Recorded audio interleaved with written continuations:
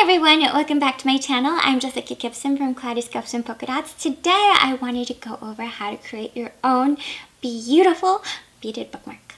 I love beaded bookmarks or book thongs. My husband doesn't really care for that name, but hey, it really is a book thong, and I love the concept of a book thong for a variety of reasons. So ages ago, I used to travel a lot with my books. My books would go with me to work, and I would find that the bookmarks, the paper bookmarks would often slide out of it really easily. Well, with this, the benefits of this beaded bookmark is that the traction of the paper and the fabric makes it so that it doesn't completely fall out at all. It just gets a little wiggly there. So that is why I created these. Now, this isn't a new concept by any means. Barnes & Noble sells them. That's how I got my first. But I found them to be limiting and not the best. So let me just back up. So my first experience with beaded bookmarks was from a Barnes & Noble purchase. I loved those bookmarks. They're really, really cute and very, very short. And they basically only fit the paperbacks. And I was like, this is crap. Plus, I want it to dangle, and I want it to dangle always. What I mean by I want it to dangle always, I mean I want it to dangle when I put my books on a bookshelf, so that the dangle is there, so that this charm doesn't get in the way of it sitting properly on the shelf, if you know what I mean. Like, that is the only way that I know how to make it so that these work in as many situations as possible. Now, obviously, you get a lot of dangle, and that is an issue. I mean, it's an issue for me, it's an issue for a few people that I've talked to, but it's an issue for me in that it makes noise. And I know that some people just have issues with this. It's not structured like a regular bookmark. It's not as subtle as a regular bookmark, but I'm okay with that because I love this. It has so much charm and class, and it's so cute to me. So if you agree with me in that you find these really, really cute and fun, then stick around and I'll show you how to make your own. So the tools that you'll need can all be found in one little nifty tool set that I found on Amazon. It is about $20. This is one of the tools from that set. I loved it until it stopped working for me. After like the 100th bookmark, it didn't work for me, but it's really, really handy. I highly recommend it if you're just doing these for yourself. You'll need chain nose pliers, flat nose pliers, something to cut, round nose pliers, flush cut wire cutters. Alright, you need a head pin and a eye pin. The difference is the ends of these pins. One allows for a charm to go through it, and the other one is pretty flush at the end.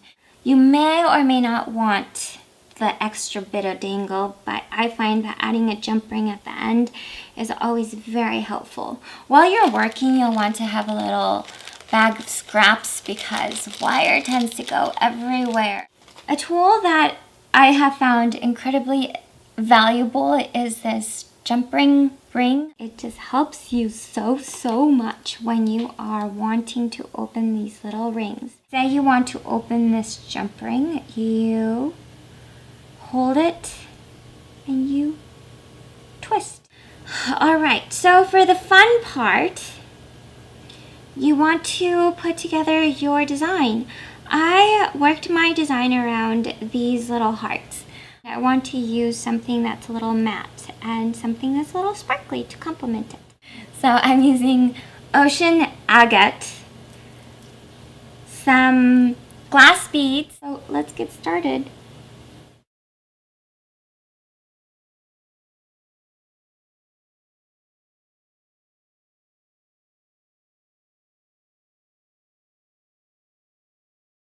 I like that.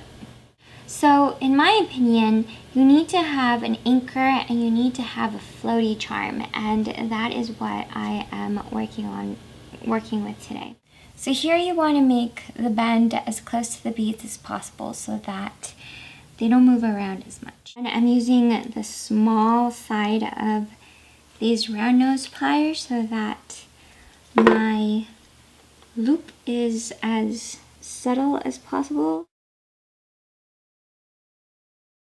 Now I'm going to use my flash wire cutters to cut the part of the wire that I was holding, and there is one side of the thing. Now I'm going to throw this away. I think that one came out a lot better than the first.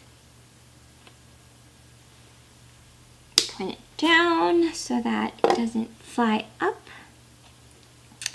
And with these little things, just kind of push it down to make sure that it's not, you just kind of mold it to where it's not interfering with anything. Here are our ends. Now with our flat nose pliers, we open and close these little thingies.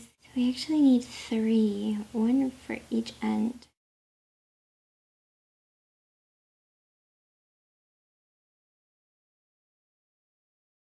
After all of that, we can finally put together the string.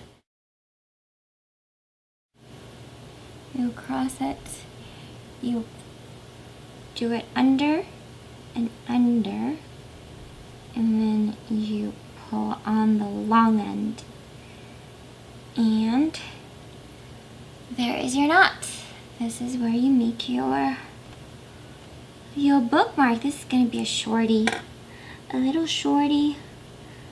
I need more shorties in my life, so this will be okay for me. And now you cross it, you go under, inside of the loop you do it again. And then again you pull the long end so that the short end kind of stays in place where you want it. You pull, pull, pull, and there you are. Now you just cut, and you finish off with the magic thread burner. My little magic thread burner. And here you are. I like it. It's subtle, it's sweet, it's perfect. I hope you guys enjoyed. If you did, please give me a big thumbs up and subscribe to my channel.